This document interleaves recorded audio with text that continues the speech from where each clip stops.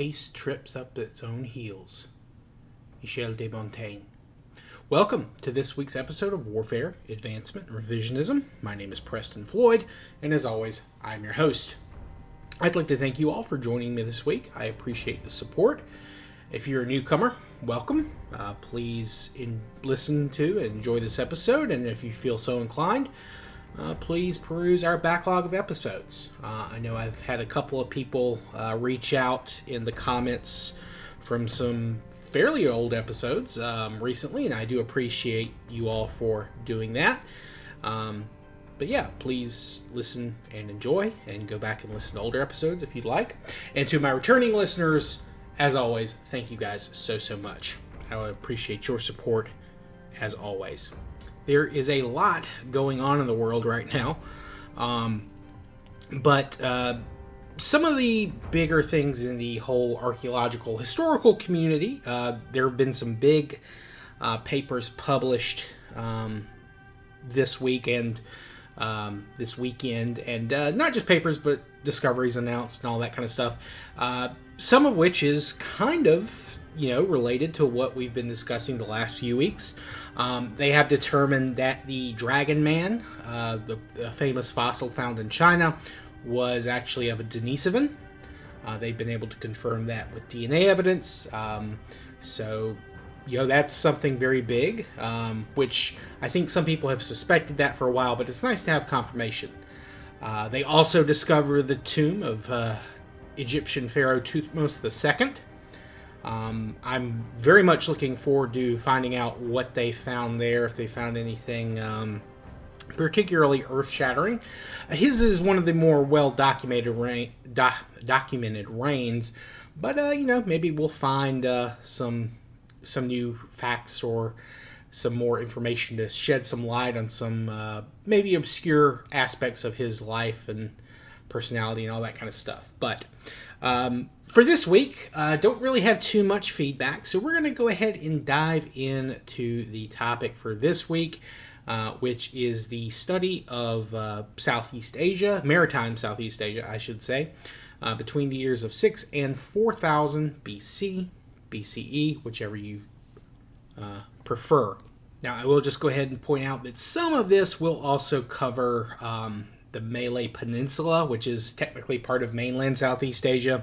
And we've kind of covered parts of that earlier this season, but this will kind of cover other parts that will, in the future, kind of be more seaward focused, and on the islands of like Borneo and Java and places like that. And so, essentially, this would cover parts of what is now Indonesia and Malaysia, and I believe Brunei as well. There are many other countries, of course, that would be covered in that too, but those are the big ones I can think of off the top of my head. Now, some of you may remember that we've also gone over some of the geography in the area, and also talking about the geography of Polynesia, Micronesia, and the other kind of maritime islands in this area. And there will not be any coverage of those this season, of course, because they haven't been occupied by humans, at least as far as we know. Though that process may be beginning at the very end of this season, around 4000 BC or so. That's kind of the earliest estimates of when some people see that those islands, or at least the westernmost parts of those islands, are first visited and then eventually inhabited. Though, obviously, there is a little bit of debate of that. Some people push it back to about 3000 BC. And I wouldn't be surprised, if they had visited those islands earlier and just didn't make a run of living there until later. But that's all stuff we'll discuss for the future. But mainly the bigger islands kind of on the path towards Australia from Asia. Those are what we'll be covering, the larger islands, essentially. Another factor to kind of keep in mind during this season is, we've talked about it several times, but the sea level has slowly been rising for the last essentially 4,000 years or so. It was considerably lower, around 10,000 BC, but it's gotten steadily higher with maybe some aberrations where it lowers again. But right around 6,500, 6,000 BC, the sea level is fairly close to what it is now. So it's important to keep in mind that we may be missing, parts of the archaeological record in these areas because, people may have been living closer to the coast, which is now underwater. So be sure to keep that in mind as well. Now, the people living in these areas are in the Neolithic. Technically, they are developing bladelets, but they haven't gotten rid of their Paleolithic or Mesolithic tools completely. They still do have some larger, less polished stone tools, but they do have some, and they do make some microblades. So they are considered part of the Neolithic at this point in their history, and they've been so for about 1,000 years. They are believed to have been related to the Halbanian, possibly, very closely related, though there are some that suggest they may be kind of a earlier wave of migrants, and then they back married, I guess, other Halbanian people. But, that's neither here nor there. Those are just theories. We do have some remains that have been found dating to this period in the Lengong Valley in the Malay Peninsula. And this is known as the Perak Woman. She was found, I believe, in 2004.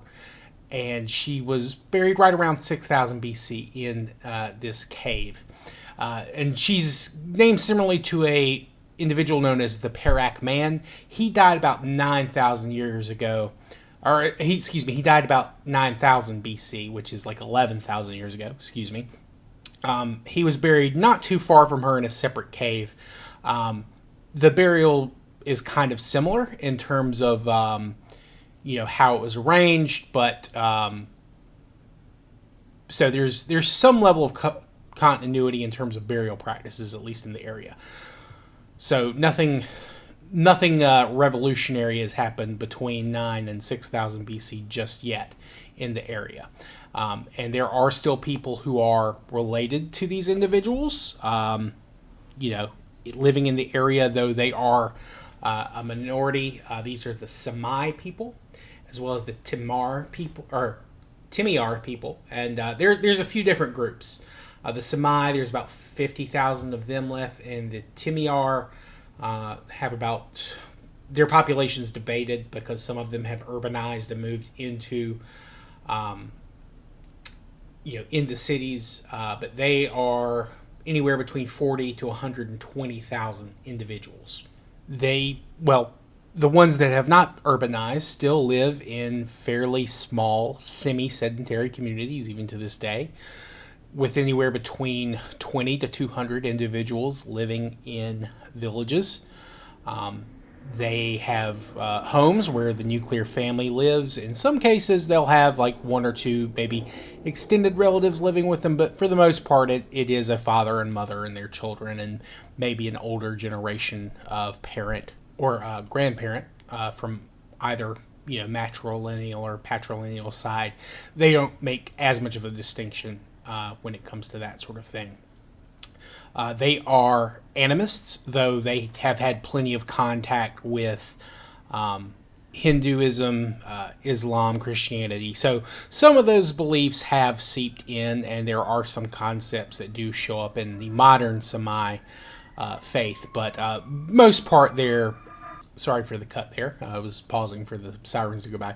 But for the most part, their beliefs are categorized as animists. They believe in spirits of nature, animals, that sort of thing. And they do have some deities, though they're just more along the lines of greater or more powerful spirits. Though, again, through contacts with polytheistic religion like Hinduism, they may have taken some aspects from Hindu gods and given it to their own versions of those forces of nature and that kind of thing. They hunt, gathered, and fished, and they, at least in the modern day, they still practice kind of a communal food sharing what they'll do is whenever they have a particular harvest or a large catch of fish or a large animal that they've hunted, they will share it first among their nuclear family, and then whatever they have to spare, they'll share with their immediate neighbors, and then if they have even more to share from that, they will kind of spread it out further into the community. Though they would never ask someone to share something that they didn't have themselves. So you take care of your family first, immediate family, and then your extended family, and then your neighbors from there. They, at least in the modern day, and we don't know how this has gone that far back or how long this has been going on, but they would not marry individuals who they shared a grandparent with. So there is some level of intermarriage between villages to help prevent inbreeding and things like that. They also developed long-range trade networks. People would trade different types of tools or material to make tools, as well as shells. Shells are very important for the economy, and of course they're used for creating jewelry or ornamentation, things like that. They are also probably practicing either early version of proto-agriculture, horticulture, things like that, because the Senoi do adopt agriculture fairly close to this time frame, maybe a little bit after 6,000, maybe a little bit later than 5,000, but they do practice slash and burn agriculture essentially, and this is tied to the Semai and the Timiars people's ancestors. These as a group are collectively known as the Senoi people, and they're the ones that are associated with the spreading of agriculture, and they're a very mixed bunch ethnically. They are considered a mix of the people coming down from the north, the Halbanian, and the Semang, who are also known as the Negritos, who we've talked about in the past. And that leads us into the Semang themselves. Now, the Senoi have about half of their matrilineal DNA can be linked to Negrito groups. Now, who the Semang people are is also debated. Some people think that they are the descendants of earlier Halbanian groups, or that they may have come in the first wave of migration after people got to Australia, that they're the ones that kind of moved into the area after what became the Australians moved out. Though again, this is all debated and it's not 100% clear. They were and remain mostly hunter-gatherers, though they do have some cultivation of crops, though it's not agriculture like at a large scale. It's more that they're tending semi-domesticated or domesticated sources that they have left and kind of let grow wild, and then they'll come back and kind of harvest what they need and spread seeds where they were or when they're going to come back to. But there are not many Semang peoples left today. I think there's only around 5,000 or so, and they're spread across a couple of islands.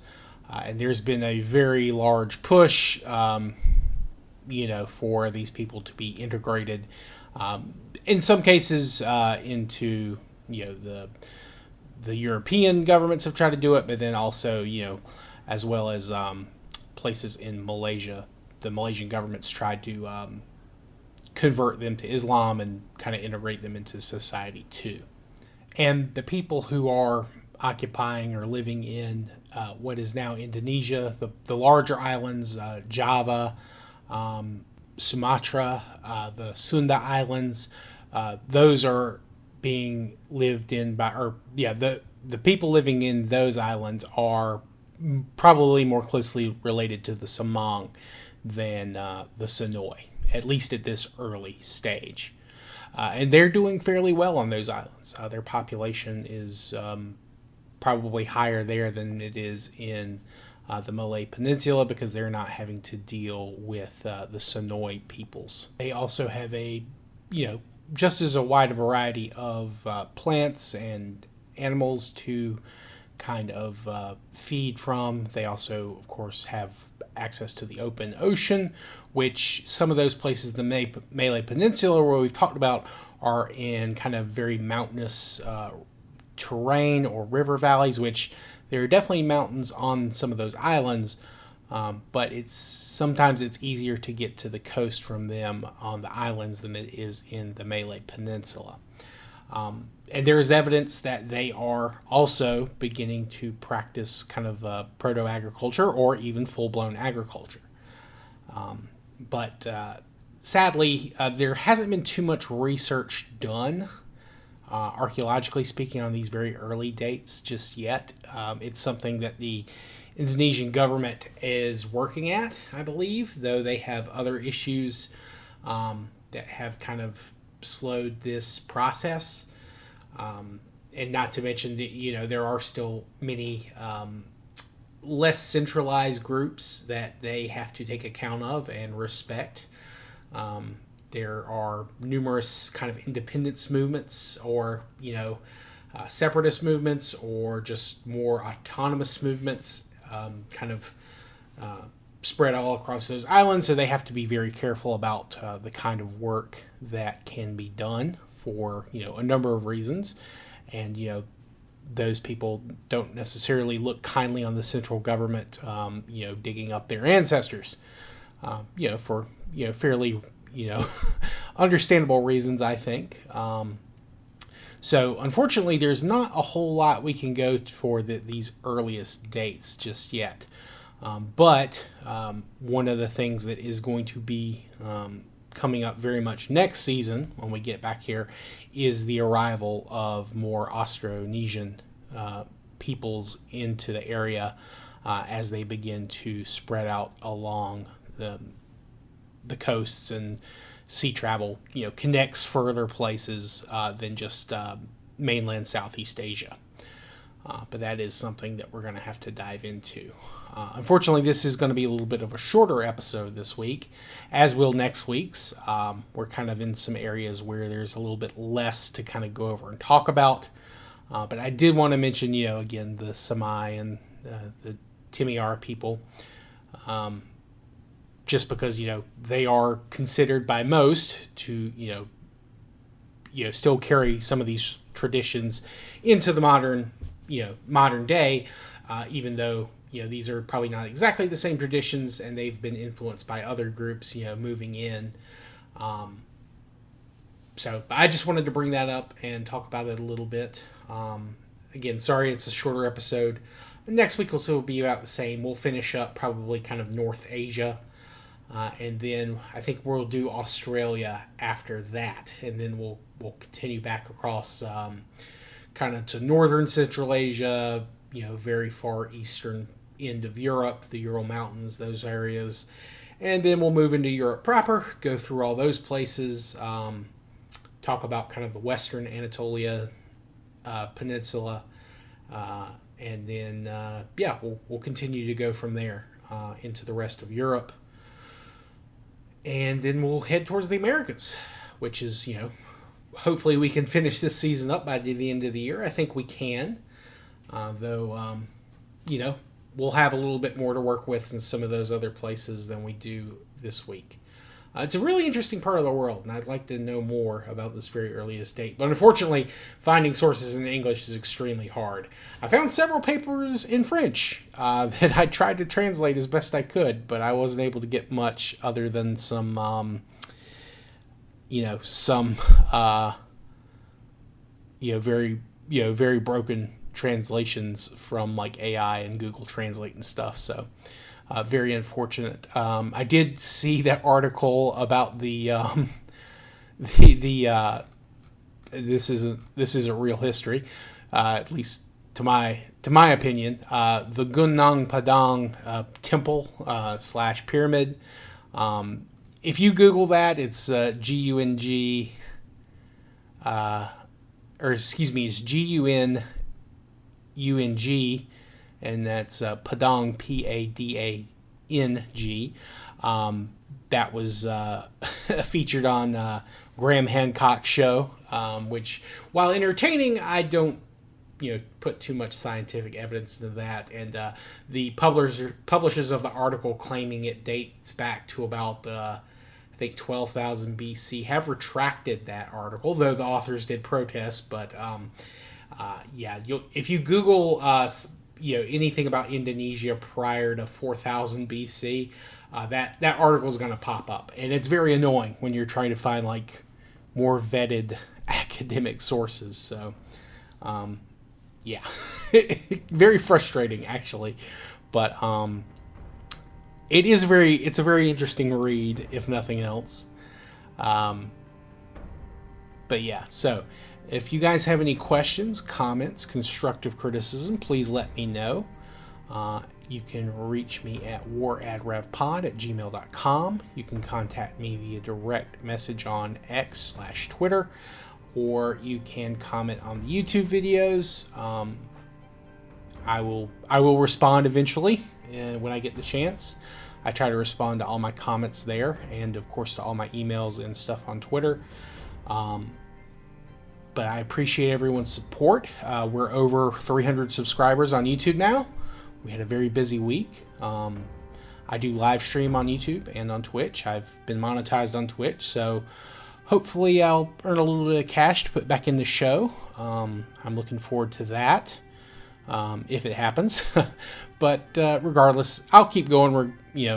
Whether or not the show, makes money or not, because I love doing it, and I like hearing back from people from all over the world. So thank you all. I hope you have a good rest of your day and week from whenever you're listening to this. And I will see everyone next time. And there will be an episode next week. Again, we'll be covering kind of northeastern Asia. And then the week of the 4th, July the 4th. So that following Monday, which would be, I believe, July the 7th or July the 8th, there will not be an episode out. I am taking that week off. I need it. And then we'll go from there. So thank you all. Have a good rest of your day. Goodbye. Peace.